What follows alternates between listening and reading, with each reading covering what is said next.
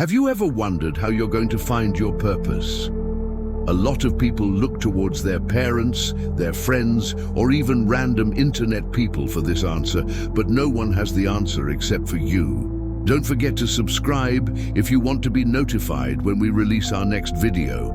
Let's go. Think about it. You are the only one living your life, and so the only one who can define what it means for you to have a good life. For example, some people might think that winning an Olympic medal is the epitome of success. However, for you, being able to walk into your kitchen and smell freshly brewed coffee in the morning might be the definition of perfection. You see, according to Aristotle, we all have an inner guide that helps us figure out what this abstract idea of a good life looks like for each one of us. And it's called Eudaimonia. But don't worry, we won't be discussing ancient Greek philosophy for the next 6 minutes. Instead, we'll talk about how Aristotle's ideas on finding your own eudaimonia can help you live a happier life today.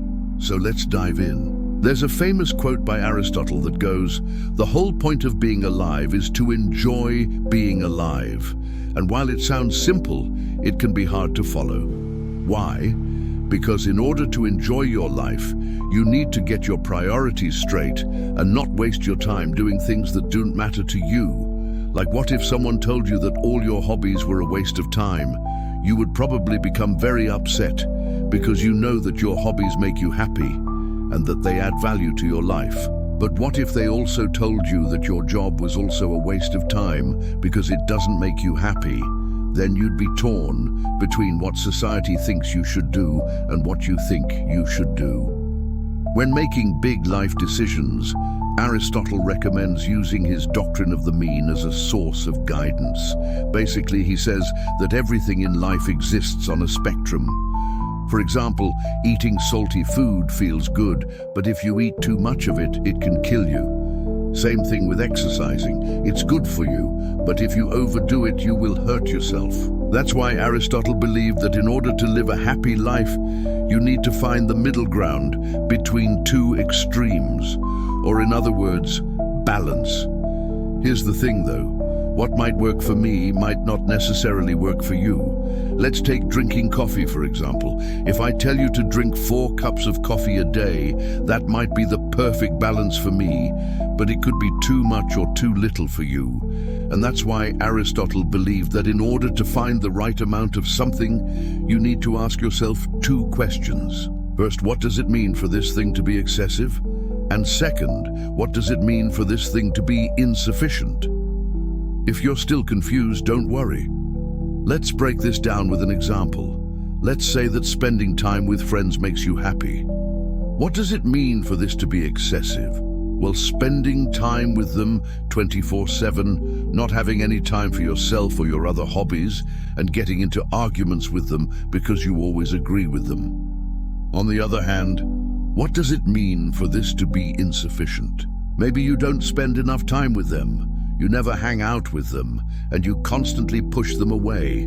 So now ask yourself, where am I on this spectrum? If you realize that you spend too little time with your friends, then you should try to spend more time with them.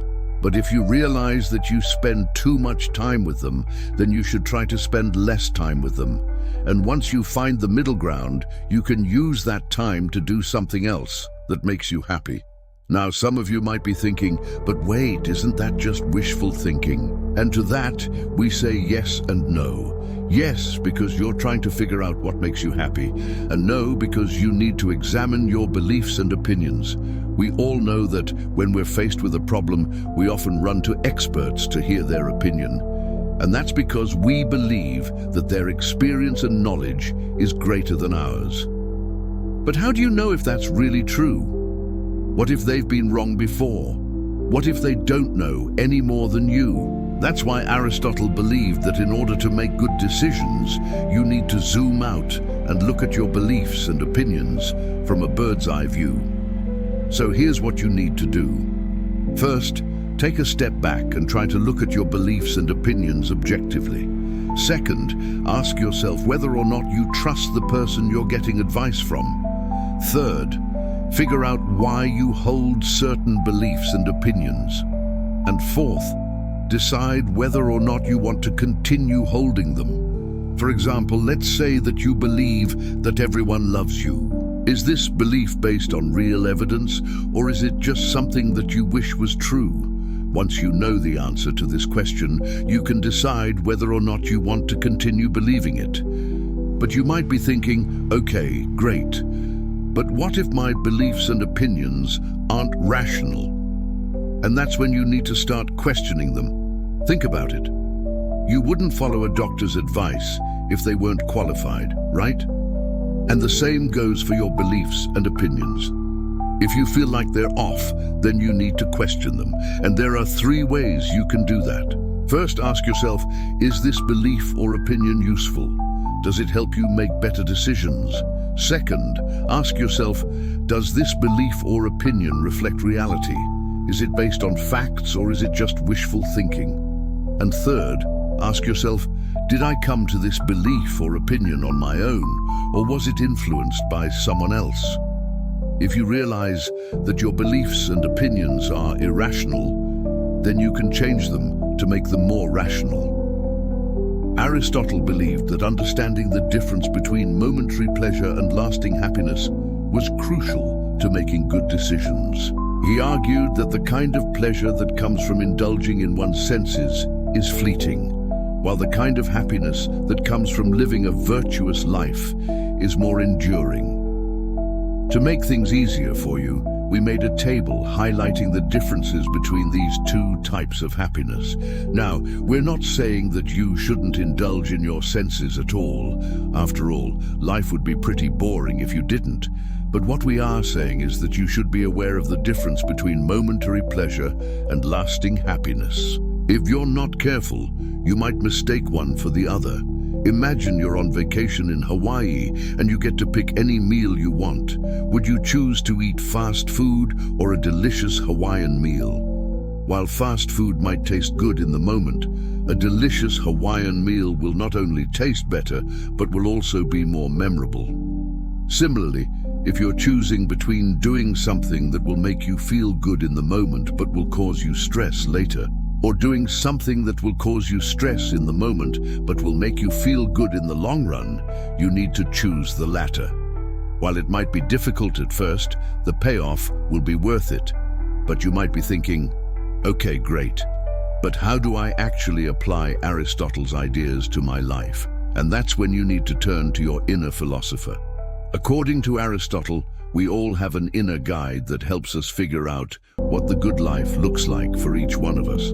And it's called Eudaimonia. No, not Eudaimonia, Eudaimonia. Eudaimonia is the highest state of happiness that a human can achieve. And it's not just about being happy all the time, it's about living a life that you consider to be good and fulfilling. The tricky part is that everyone's idea of eudaimonia is different. So you need to figure out what it looks like for you, but how do you do that? Well, Aristotle believed that in order to figure out what your eudaimonia looks like, you need to focus on 3 things.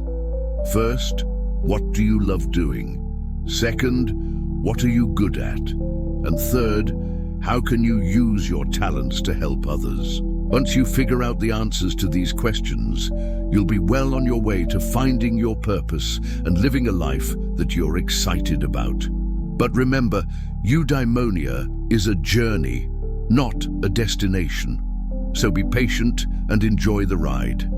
In conclusion, Aristotle's ideas are timeless and can be applied to our lives today. Whether it's finding the right balance in our lives, questioning our beliefs and opinions, or figuring out what our eudaimonia looks like, his teachings can help us make better decisions and live happier lives. Don't forget to like this video if you found it valuable and subscribe for more content like this.